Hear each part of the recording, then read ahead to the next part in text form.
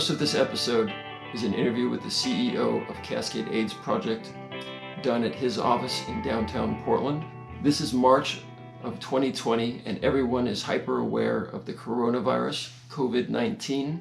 A day after the interview, a decision was made to postpone the Cascade AIDS Project art auction, and I completely support that.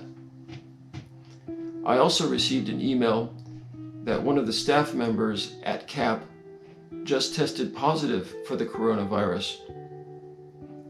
Fortunately for me, that staff member worked at a completely different location from where I was. But it does bring things into perspective. Stay safe out there. So I'm Brian, and this is Tyler.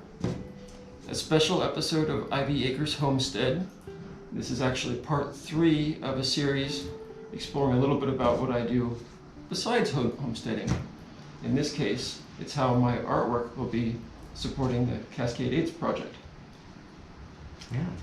Before we go too much further, Tyler, I wanted to ask your commitment to this organization.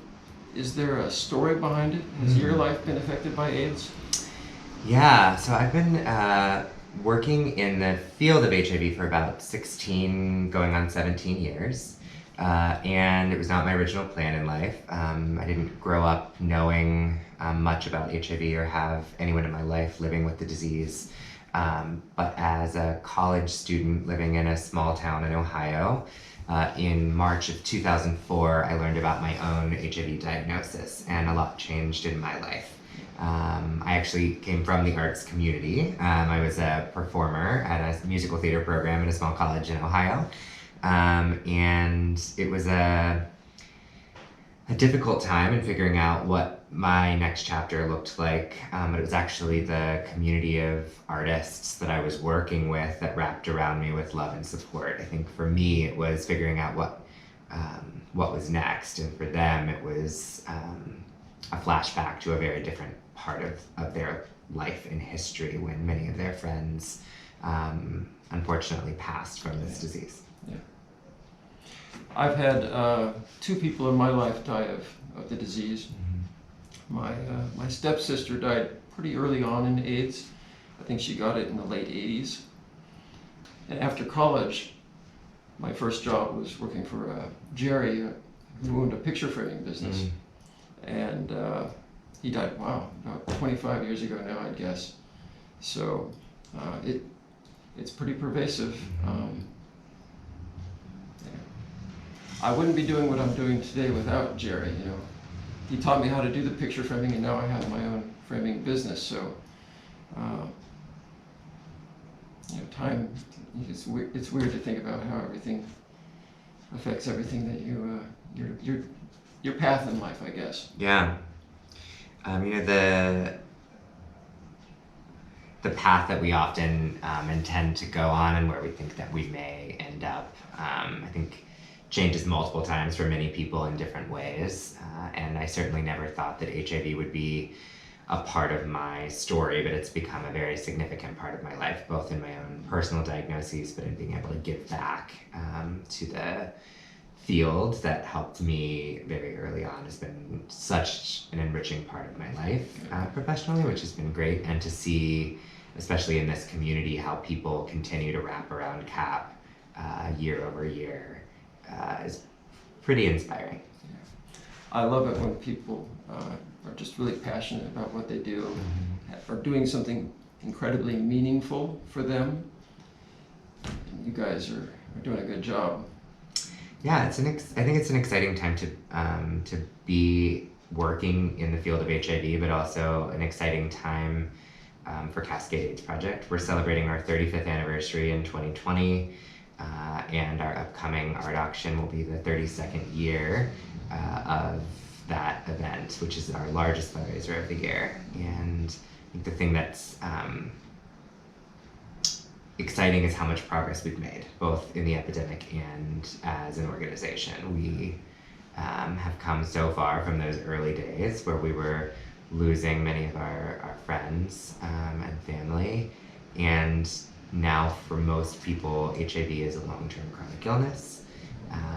But the organization continues to have great value. the disease has slowed, but there are still many people living with HIV that need the support of organizations like CAP, and so we continue to figure out how we grow and how we evolve with the disease, and how we continue to support those living with and affected by HIV in Oregon. And all of that has really been made possible because the community has been such a backbone for us, whether that's through volunteerism or by giving of their time and service, or the amazing support that we've had for the last 32 years from the arts community in donating to the auction. Yeah. Well, before we get into the auction too much, I was curious, what exactly does Cascade AIDS Project do for people? You know, why is it important to the community in general, to individuals in particular? How does it, how do you interact with the folks that you're serving? Yeah. So Cascade AIDS Project, now 35 years old, started as a very small grassroots nonprofit that was responding to HIV in the early days as a system of social support for those who were sick and dying, those that needed a buddy to sit with them, those that needed help with a meal, or getting to and from a doctor's appointment, to sit by their bedside and to be their caregivers.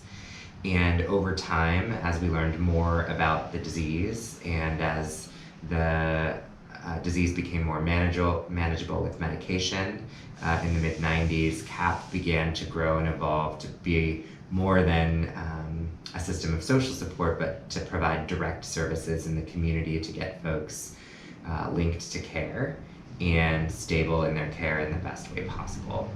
Now, all of these years later, CAP is a robust social service provider that is providing a whole set of prevention and education services, so doing outreach in the community to ensure that people feel empowered to know their HIV status, that they have access to low barrier HIV and STI screening, that if they do find out they're positive or they're positive and fall out of care, that they get relinked to care, and if they're struggling to figure out how they pay for their care, that we have navigators to help guide them towards what insurance options they might have to cover access to either their HIV medication or the medications that now exist to help prevent HIV infection. And then we do a lot of work for those living with HIV in our Housing and Support Services Department, recognizing the housing crisis that we have here in Oregon. We truly believe that housing is healthcare, and that we need to help people find stability in their housing so that then they can find stability in their healthcare and ultimately be happy and healthy living with their HIV status. And we do that by providing short and long-term rent assistance, and then wrapping around those individuals with a whole set of support services, whether that is a buddy or a peer with lived experience, through our furniture warehouse program, or our employment services program, or a navigator to help with your mental health as well as your homelessness and your HIV. We really take a whole person approach and figure out how we find the ability to make people feel stable in their life, so that HIV is one of the smallest things that they need to worry about in modern time. And as we've grown, and as the disease has progressed and people are living longer, we've recognized that there are many other health needs that folks have. So about 2 years ago, we opened a primary care practice called Prism Health in Southeast Portland. And so now we're providing primary care and mental health services to the entire LGBTQ community, regardless of their HIV status, to ensure that folks have access to culturally affirming, safe healthcare that they need and deserve. So I think it's all those things together, and we're an organization that really believes in listening to the community and what we need to be now and in the future, and we're evolving day by day to meet those needs. Yeah. Well, for me, I've been donating to this auction, this annual auction, for over 20 years, just barely over 20 years. And it's not, just supporting a really good cause. The event itself is, in my mind, one of the premier art events for contemporary art in the whole Pacific Northwest. And I'm honored to participate. A lot of times you think about artists donating to charity events, and they'll dig through the back corner of the studio to find something that hasn't sold in a while, and donate that. But you know, I'm always looking for my best work. What can I really put forward at this event? Yeah. To kind of, you know, shine and stand out amongst all the really good artists that you are able to draw in every year. It's pretty impressive. It's a juried event, and it's not easy to be allowed to give your art away to this. It's really something. Yeah, it's, you know, I've been the CEO of CAP now for almost 6 years. And the art auction is, at this point, a well-oiled machine. I think a lot of organizations look to CAP as a model of how to pull off a really great party and a really great celebration of the work that we're doing. But it's also just an incredibly moving experience to be a part of the planning process, to see not only the magic that happens that night in the room and the energy that happens in the room the evening of the event, but the power of the community coming together to want to give their art. We know that asking an artist to give up a piece of their work that is not only their passion but part of their potential income is a big ask. But the artist community has continued to wrap around us with love for so long, and as you mentioned, we have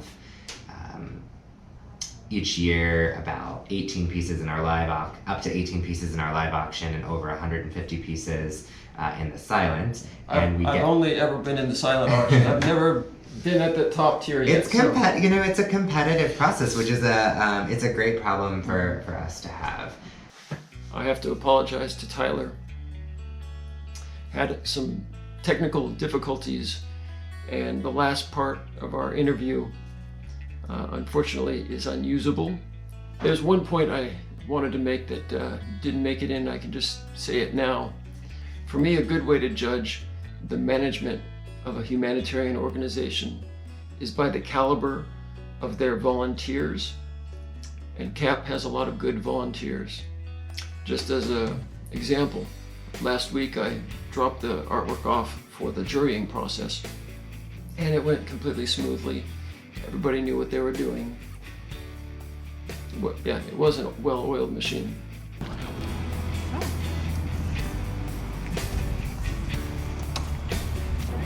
Oh, we got it.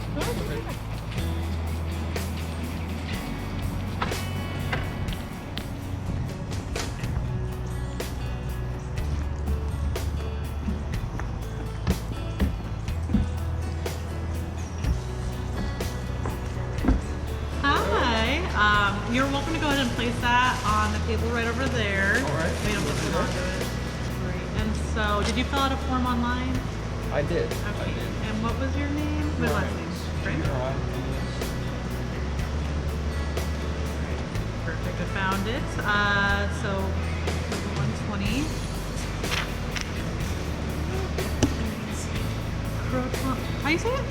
Proton plant abstract. Croton plant abstract. Thank you. Okay, so have you donated to the art auction before? I have. Perfect. So actually here's a little postcard just to let you know about what's next. We are going to be doing jurying on Thursday, and then it'll take us about like a week or so just to get the results and figure out what art pieces are going to be in the auction and which ones aren't going to be. And I'll be contacting you via email. Great, and then I'll just like let you know whether your piece got in or not, and then we can kind of go from there about what happens. I appreciate it. Yeah. As some of you know, I work part-time for the American Red Cross. In public videos, I'm required to state that any political opinions expressed are my own and do not represent the position of the American Red Cross. I wouldn't want anyone to think that I think that helping sick people is political or in any way controversial. I did, however, include that still image of President Obama through the CAP door back in the intro. So this video, I think, does qualify for requiring the statement. The Red Cross, to do its mission, must maintain neutrality.